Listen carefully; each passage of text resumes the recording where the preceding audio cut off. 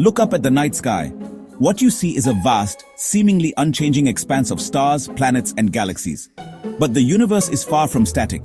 It's a dynamic, ever-evolving tapestry of cosmic events.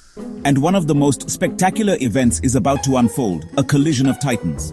The Milky Way and Andromeda, two of the largest galaxies in our local group, are on a collision course. This is the story of that epic encounter.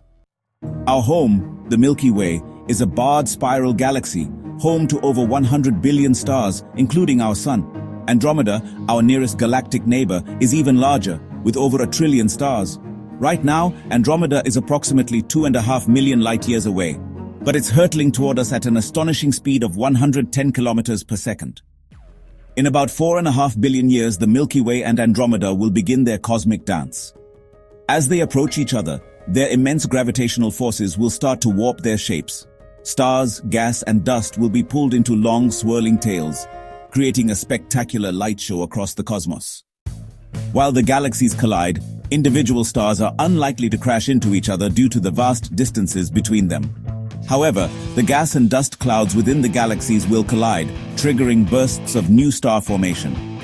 This period of intense activity will light up the night sky like never before.